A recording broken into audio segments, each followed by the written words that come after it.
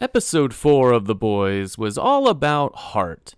No, not an actual heart like we've seen splattered all over Butcher and the guys time and time again.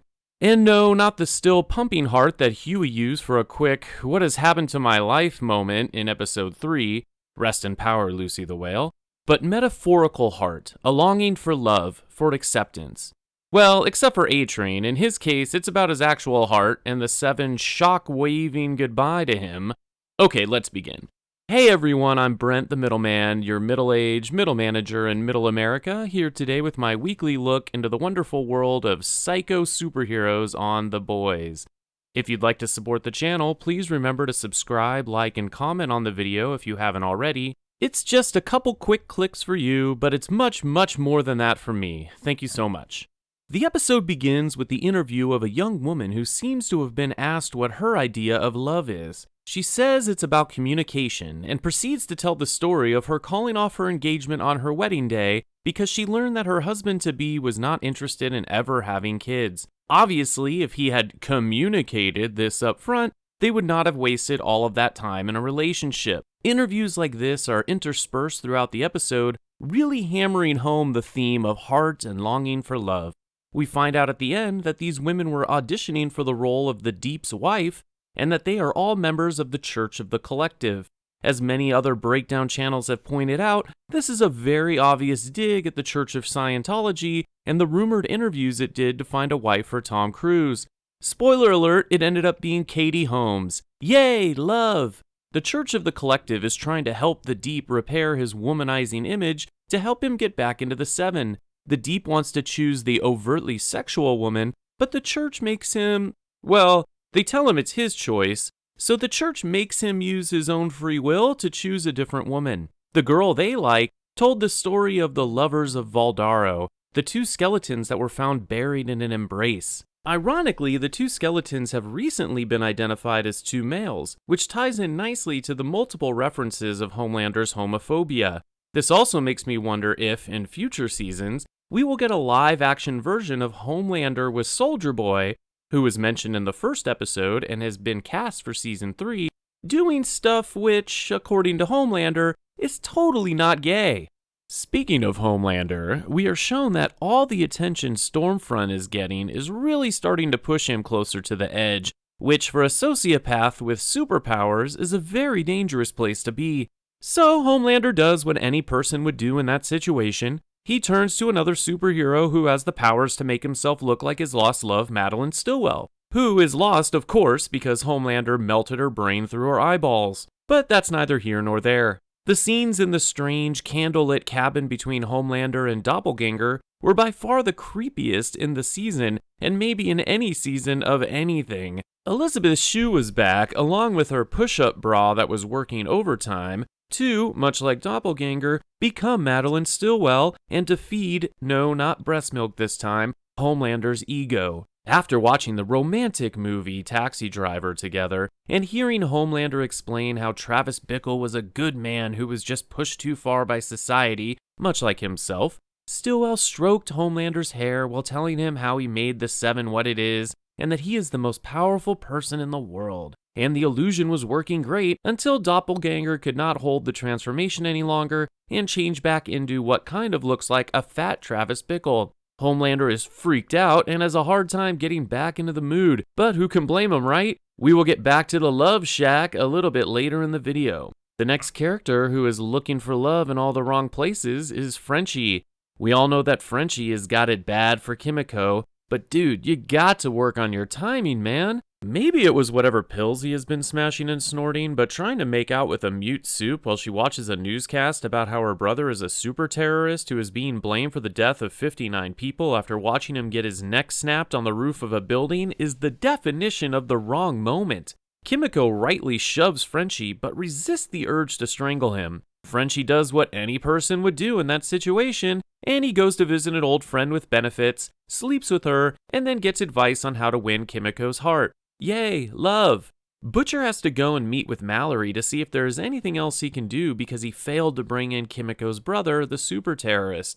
They meet outside the apartment building Stormfront destroyed, and Mallory is feeling like she has failed the world by not doing more to stop the super a-holes and to get revenge for her own family who are all burned to death by Lamplighter, former member of the Seven and presumed dead. Oh, by the way, in my original breakdown, I mentioned that the original Soldier Boy, in the comics, got his entire unit killed in World War II because he was an idiot and the one remaining member of his group killed him with a grenade. That soldier's last name was Mallory. He must have been the father or grandfather of the Mallory we have met in the show. Just thought that was interesting. Oh, one more thing I wanted to point out from the first few episodes that you may have missed. If you recall, Mallory knows that Butcher is at the funeral for Raynor, whose head exploded, because she saw an edible arrangement next to the coffin. Well, in season 1, Butcher is asking Raynor for help stopping the soups, and she tells him that it's dangerous and she would send an edible arrangement to his funeral. Butcher obviously remembered she had said that and made sure he sent one to hers. I just thought that was a really cool callback. Anyway, where was I? Oh yeah.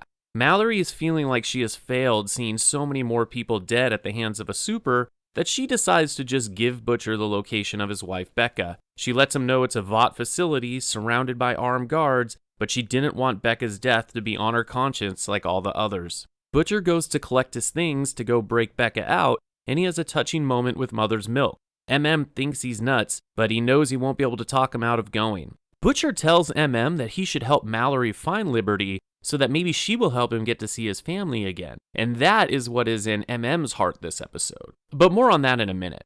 The next two lonely people desperate for love are Huey and Annie, aka Starlight. They are finally able to meet for the first time since Starlight almost killed him because Homelander told her to, and since Huey left her the second wind voicemail. And honestly, I'm not sure which is worse. They are also meeting right after Homelander threatened her in the elevator at Vought Tower, but he let her go after she convinced him that she isn't with Huey and the boys. Notice how they are meeting under a bridge, while Butcher will later meet Becca on the top of a bridge. Bridges typically symbolize a transition or moving on. Huey and Annie are not quite ready to move on yet, so they are under the bridge. Butcher and Becca meet on a bridge, which symbolizes that they will be moving on. More on that soon. During their meeting, calls Huey to tell him that they need to go to Raleigh, North Carolina to search for Liberty. Huey, seeing how scared Annie is to go back to the tower, invites her along. At first isn't having it, but he sees how much Huey needs her to go and gives in. Meanwhile, in Vought Tower, A-Train sees his nemesis Shockwave leaving the Seven's boardroom. He races to go see Ashley to find out why he was there. She tells him that he is helping with something called Vought for Tots, which is a fitness program for obese toddlers. And even though A-Train, as he says, fucking loves fat kids, Homelander still comes in to tell him that he is out of the Seven. And just like that, the A-Train is derailed. The final lonely hearts that are reunited this episode are Butcher and his wife Becca. Butcher breaks into the heavily guarded Vought facility, pretty easily actually, and is able to meet up with Becca. They, make up for lost time in the back of her car on the bridge, and make a plan to escape in a garbage truck. All three of them. The next day, however, Becca shows up without Ryan and lets Butcher know that they will not be going with him. Butcher is obviously upset by this, considering he spent years searching for her and then years thinking she was dead. It's a pretty rough blow, and I wonder how Butcher will respond going forward. I believe this will set him on a course to take down Vought and all superheroes because that is the only way Becca will ever be free. But I also think something will happen to Becca, maybe even Ryan killing her accidentally or Homelander, which will send Butcher completely over to the dark side. Let's check in on Huey, and Annie as they road trip to North Carolina. On the way, Annie is playing with the radio and has trouble finding a station that isn't playing her funeral song for Translucent. Great world building there. She finally finds Billy Joel's "We Didn't Start the Fire,"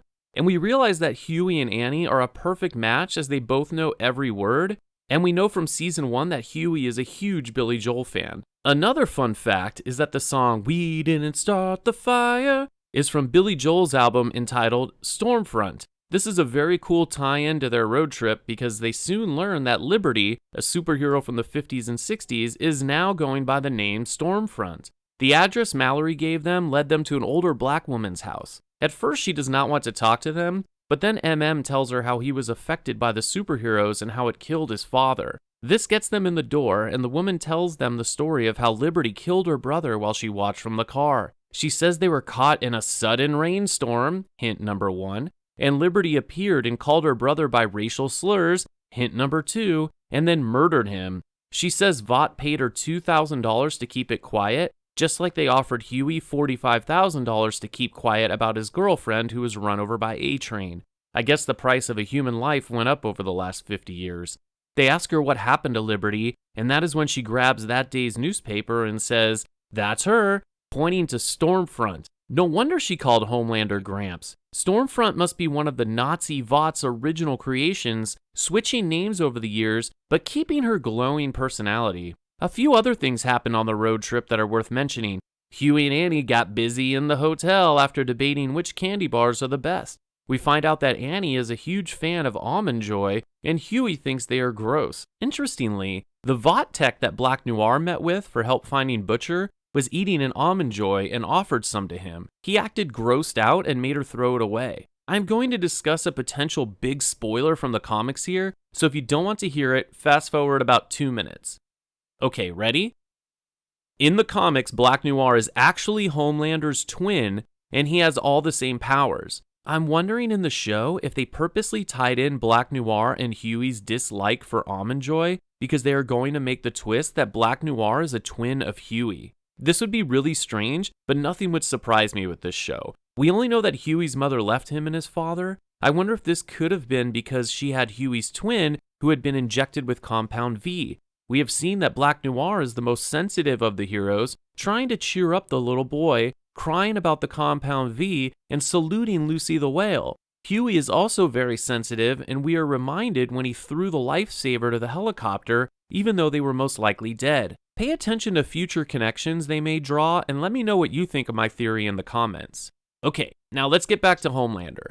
First, he and Queen Maeve go on Maria Menounos' talk show to discuss the recent Compound V revelation. Maria then comes at them with the hard-hitting journalism she is known for, asking why Vought superheroes are 92% white. We know that this is the case because Mr. Vought was a Nazi searching to create the perfect human. But instead of coming clean about this, Homelander then does what most white people do when asked this type of question and points out that Maeve is gay and has a Hispanic girlfriend, confusing race with sexual preference.